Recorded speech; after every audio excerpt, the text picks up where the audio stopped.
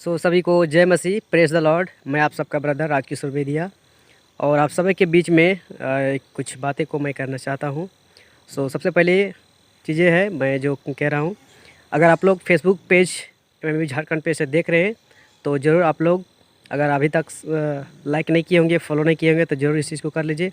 और अगर YouTube channel से देख रहे हैं जो कि राजकिशोर बेदिया के नाम से चैनल है, तो अगर आप लोग सब्सक्राइब नहीं किए हैं तो आप लोग सब्सक्राइब कर लीजिए, बेल आइकन दबाइए और शेयर कीजिए, है ना। आप लोग जानते हैं कि मसीह मंथन वर्ल्ड ग्रुप के प्लेटफॉर्म से आता हूं और मसीह मंथन वर्ल्ड ग्रुप का एक ही मकसद है कि गलत शिक्षाओं से बाहर निकालना और फिर और लोगों को भी सुसमाचार सुनाना। हम लोग का काम ये नहीं है कि एक जगह पे बैठे रहे, एक ही विश्वासी पे अटके रहे, एक ही चर्च पे कलिशा पे अटके रहे, नहीं। हम लोग को खुद एजुकेट होना है, दूसरों को भी एजुकेट करना है और परमेश्वर के राज्य के लिए तैयार करना है, ताकि और सारे फल को लाए और परमेश्वर के लिए और परमेश्वर के राज्य के लिए तैयार कर सके। इस मकसद के साथ एमएमबी झारखंड पेज के द्वारा मैं आता हूँ और मकसद यही है ना। मैं अपने गांव पे हूँ इस वक्त और अपने गांव से ही वीडियो शूट कर रहा हूँ आप लोगों के लिए, और हम कुछ बातों को आप लोग के बीच में रखने जा रहा हूँ। आज का विषय है कि आज मसीह समाज में या बोल सकते हैं मसीह मार्केट में भी क्या चला है, आज गलत शिक्षाओं का बहुत थोड़ चला है। मैं आप लोगों से कहना चाहता हूँ कि गलत शिक्षा से बाहर निकालिए, सच्चाई में चलिए, खर्राई में चलिए, परमेश्वर के वचन में चलिए। कोई भी पास्टर, प्रचारक, सेवक के झूठी शिक्षा में मत पड़िए, मत फंसिए, उनसे बाहर निकालिए। नहीं तो पास्टर या सेवक जो भी है गलत शिक्षा में है वो नर्क जाएगा ही जाएगा, साथ में आप भी जा सकते हैं। तो आप लोग को इस चीज़ को समझना होगा। आइए हम लोग देखते हैं कि कौन कौन सी गलत शिक्षा है आज मसीह समाज में जो बहुत ज़ोर से चला है। दसवांश।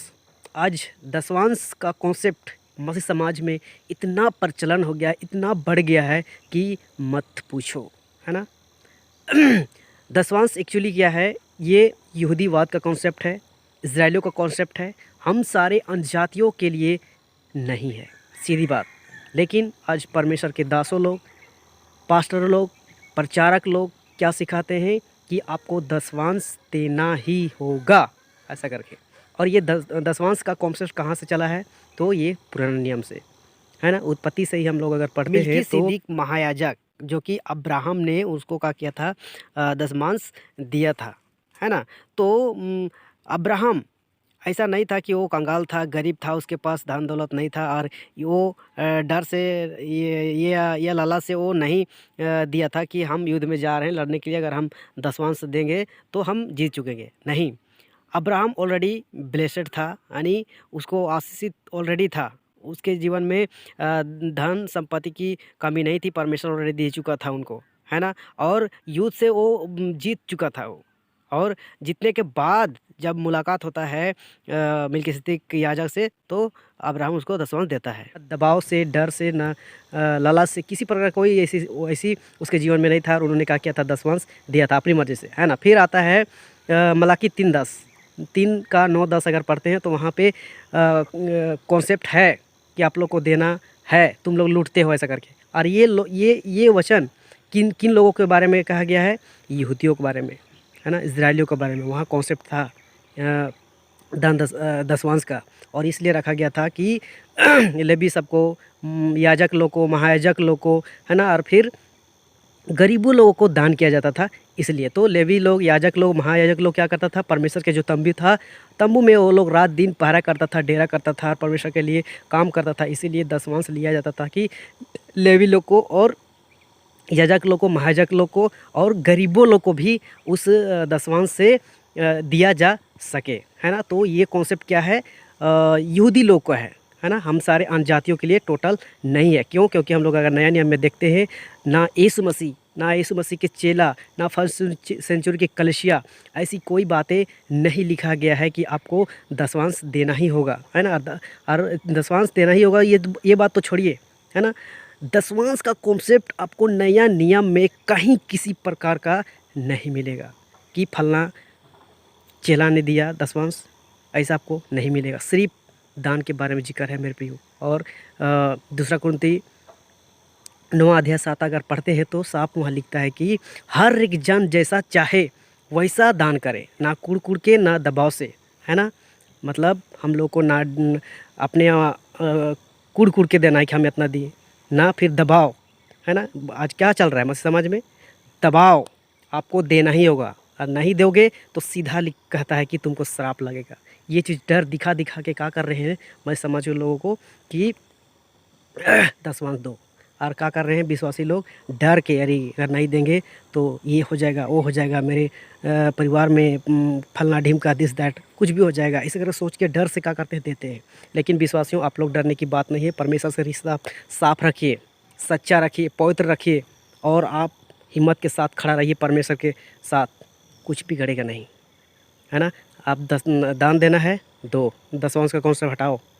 और दान में क्या है, कुड़ कुड़ के ना दबाव से, मतलब आप दास क्यों, आप 20 दे सकते हो, 50 दे सकते हो परमेश्वर के काम के लिए, और ज़रूरी है। लेकिन आज मसीह समाज में दान का कॉन्सेप्ट नहीं सिखाते हैं, दसवांश का कॉन्सेप्ट सिखाते हैं, है ना।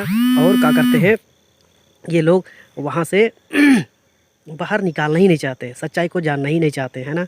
सो आप लोग को बताते चले कि दसवांश हम सारे अन्यजातियों के लिए नहीं है। फिर अब आते हैं दूसरा, पवित्र आत्मा को लेकर भी क्या चल रहा है, आज बहुत गड़बड़ी चल रहा है ना। क्या चल रहा है, बहुत गड़बड़ी, है ना। लोग वर्शिप करते हैं चर्चों में, कन्वेंशन में, विभिन्न जगहों पे कि पवित्र आत्मा आ, पवित्र आत्मा आ, है ना। ठीक है, अन्यजातियों के बीच में अगर कन्वेंशन कर रहे हैं, है ना, तो अच्छा है, आप बोलिए और ये बोलिए कि पवित्र आत्मा आइए, और जो लोग के ऊपर नहीं है, जो लोग अविश्वासी लोग हैं, उन लोग के ऊपर क्या कीजिए, आप काम कीजिए पवित्र आत्मा।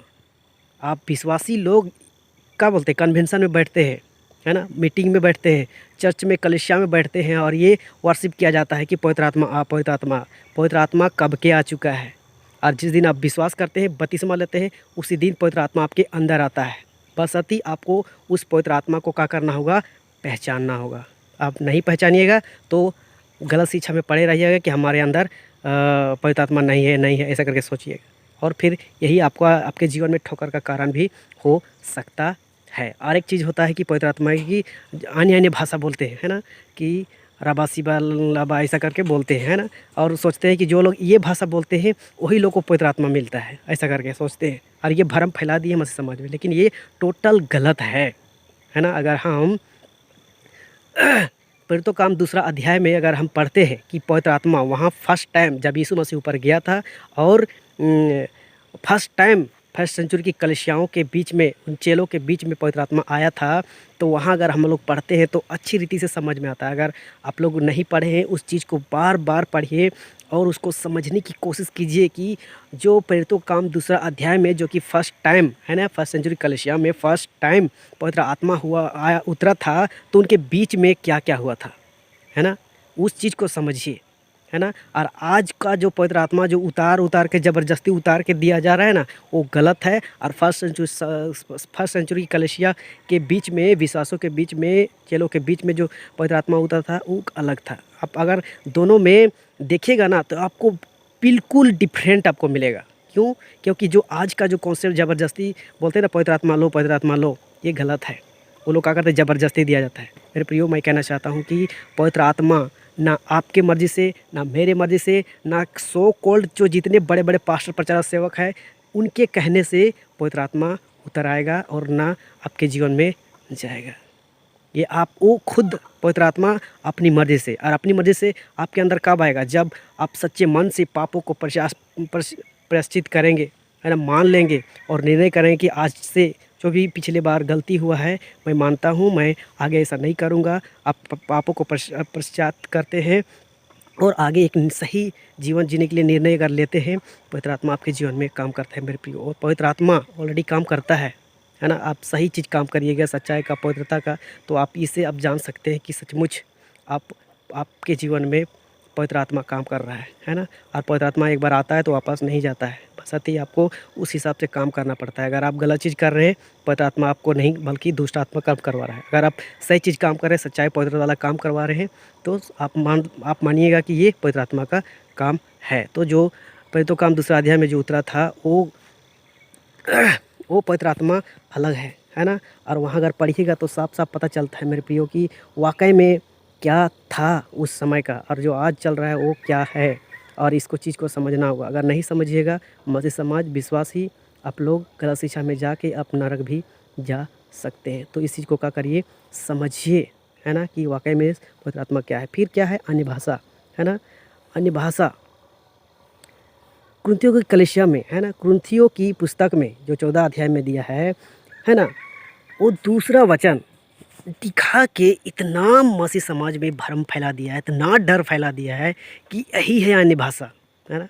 बल्कि अगर हम 14 अध्याय को पूरी रीति से अगर हम पढ़ते हैं, है ना, तो आपको अन्य भाषा वाकई में क्या है, किसको बोलते हैं अन्य भाषा, आपको टोटल समझ में आएगा, है ना। लेकिन जो आज का समय में अन्य भाषा क्या प्रचलित कर दिया है, जो रबा रबा रबा रबा सिबा सिबा सिबा बोलता है ना, उन लोग को आता है कि जो 14 अध्याय का जो दूसरा वचन है जो कि कहता है कि जो अन्य भाषा में बातें करता है वो परमेश्वर से बातें करता है, ऐसा करके, है ना, ऐसा सोचते हैं। लेकिन ये नहीं है ना।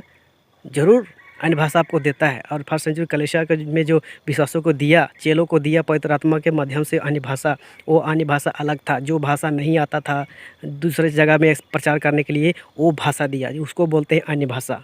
बशर्ते अगर हम एग्जाम्पल पे अगर हम हिंदी जान रहे हैं, हम इंग्लिश नहीं जान रहे, हम इंग्लिश लोगों के बीच में अगर गए, हम कैसे सुसमाचार सुनाएं। और सुसमाचार को प्रकट करने के लिए, सुसमाचार सुनाने के लिए परमेश्वर ने, पवित्र आत्मा ने क्या किया, अन्य भाषा दिया कि आप इंग्लिश से बातें करो, लोगों को सिखाओ, सुसमाचार फैलाओ।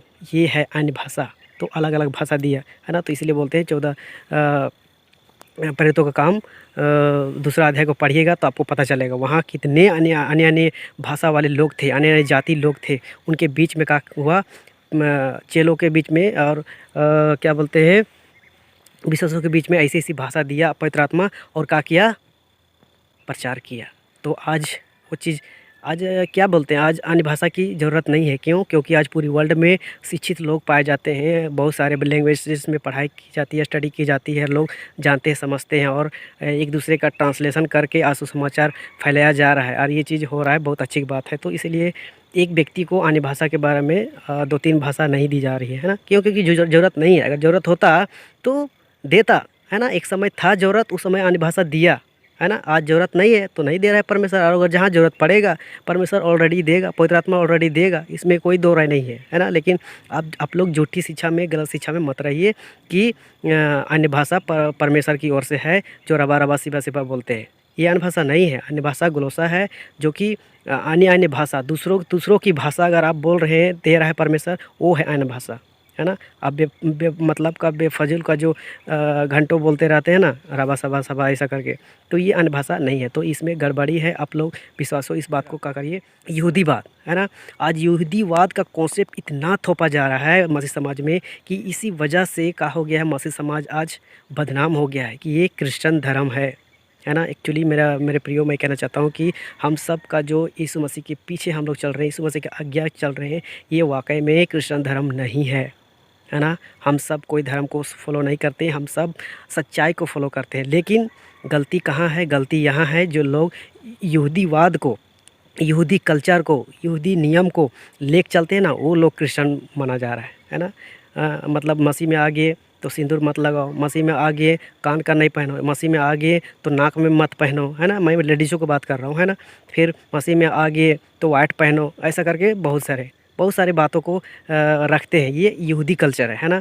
और फिर वाइट पहनेंगे, है ना, पादरी बन गए, पास्टर बन गए, तो क्या करते हैं लोग, वाइट कपड़ा पहनते हैं प्रचार करने के समय, है ना। और बड़ा बड़ा झोला टाइप से, है ना। ये मजाक टाइप से लगता है, लेकिन सीरियसली ये यहूदीवाद का कॉन्सेप्ट है। आप हिंदू हैं, मुस्लिम हैं, सिख हैं, ईसाई हैं, बौद्ध हैं, आदिवासी है, फ़ारसी है, कोई भी है, आप जैसा आपका कल्चर में पहना जाता है वैसे ही पहनिए, कोई दिक्कत नहीं है ना।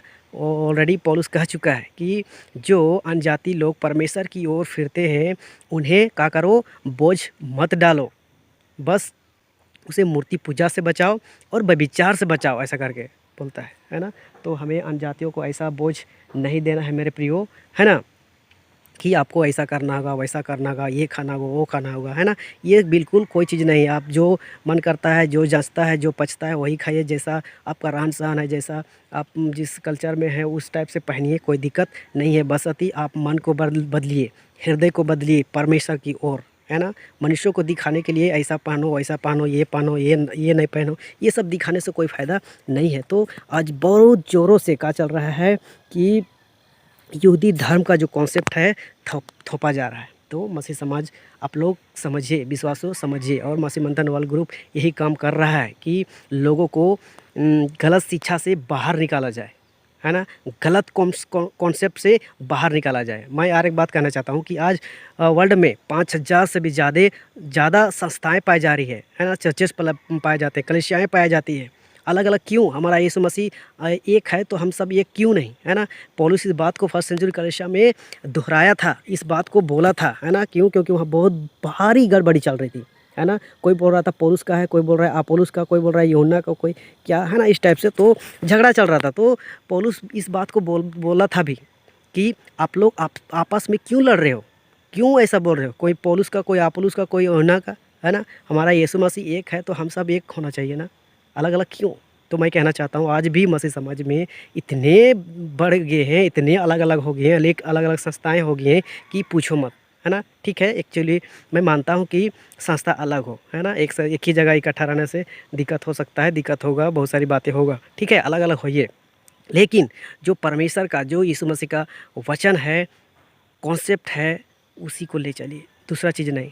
लेकिन आज क्या चल रहा है, जितना अलग अलग संस्था बढ़ रहा है ना, उतना ही अलग अलग कॉन्सेप्ट का हो जा रहा है, मसीह समाज को सौंपा जा रहा है। बोलता है कि मेरे संस्था में ऐसा है, अन्य भाषा चलता है, दसवान चलता है, ये चलता है, वो चलता है, आप यहाँ आओगे तो ऐसा पहनोगे, वैसा पहनोगे, ये नहीं पहनोगे, वो नहीं पहनोगे, ये खाओगे, वो खाओगे, इस प्रकार से क्या करते हैं, बोलते हैं। लेकिन मेरे प्रियो ऐसा नहीं है ना। मैं कहना चाहता हूँ आप कोई भी संस्था में जाइए, लेकिन आप सही कॉन्सेप्ट को पकड़ के चलिए, वचन के अनुसार चलिए, है ना।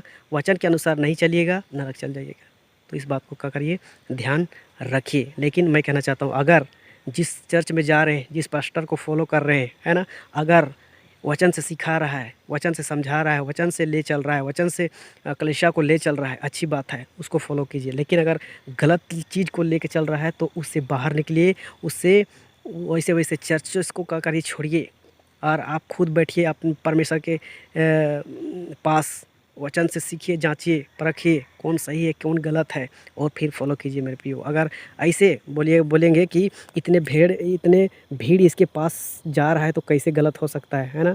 तो भीड़ को मत देखिए, कौन सच्चाई से, कौन खराई से चल रहा है, उसको देखिए और उसको क्या करिए, पकड़ के चलिए, तब जाके स्वर्ग जाइएगा, है ना। वचन में कहता है ना कि बहुत तेरे हैं जो चौड़े फाटक से जाएंगे, है ना। और चौड़ा फाटक ही क्या करते पसंद आता है। लेकिन हम लोग का चुनाव क्या होना चाहिए, सकरा होना चाहिए, है ना, दुख का चुनाव होना चाहिए।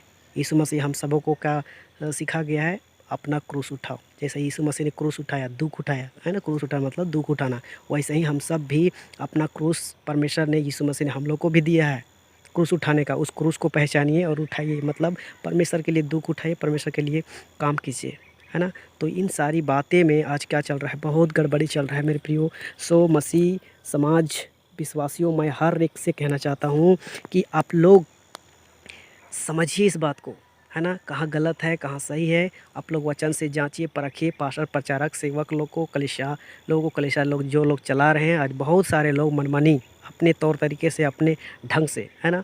लेकिन हमें किसी दूसरे को देखना नहीं है, वचन को देखना है। अगर वचन से सही है तो सही है, अगर गलत है तो गलत है। तो मैं यही सब बातें आप लोगों को बीच में लाने के लिए एक वीडियो मैं आप लोग के लिए लाया हूँ, और यही सिखा रहा था, समझा रहा था कि आप लोग समझिए इस बात को। और अगर आप गलत शिक्षा में हैं, बाहर निकालिए। मैं भी गलत शिक्षा में था, मैं भी आज बाहर हूँ। क्यों? क्योंकि हम जिस जगह पे जा रहे थे, जिस जगह में थे, बिल्कुल गलत था। और अगर हम वैसे रहते तो हम भी नरक जा सकते थे। और आज भी बहुत लोग हैं, है ना। लेकिन मैं वीडियो के माध्यम से, प्रचार के माध्यम से मैं ये संदेश देना चाहता हूँ अपने दोस्तों को, अपने रिलेशन को, अपने साथियों को, विश्वासियों को, कि आप लोग गलत शिक्षा से बाहर निकलिए, सच्चाई को पकड़िए, सच्चाई में बने रहिए, खर्राई में बने रहिए, पवित्रता में बने रहिए, सच्चाई में बने रहिए, और परमेश्वर का इंतज़ार करिए, यीशु मसीह का इंतज़ार कीजिए, और आगे बढ़िए, और परमेश्वर के लिए काम में लगे रहिए मेरे प्रियो। यही हम सबका मकसद है, हम सबका जीवन है, यही है हम सबका जीवन दुख ही मिलेगा, है ना, सुख नहीं मिलेगा। सुख हम लोग को कब मिलेगा? एक दिन मिलेगा, हम लोग को स्वर्ग में मिलेगा। सो उस चीज़ को इंतज़ार कीजिए, है ना, आज का इंतज़ार मत कीजिए। इस जीवन में तो हम लोग को रहना खाना एक दिन मर जाना है ना। परमेश्वर में चलिए या ना चलिए, मरना है ना। लेकिन परमेश्वर में मरने से आपको एक फ़ायदा है कि आप स्वर्ग में आनंद मनाइएगा, खुशी मनाइएगा। लेकिन अगर परमेश्वर में अगर नहीं रहिएगा और मर जाइएगा, ना यहाँ ना वहाँ, कहीं का नहीं, फिर नरक, है ना। सो इतना ही सा आप लोगों के बीच में कहकर समाप्त करता हूँ। सो ज़रूर आप लोग पूरा वीडियो देखिए और समझिए और दूसरों तक शेयर कीजिए। सो जय मसीह, praise the lord, God bless you.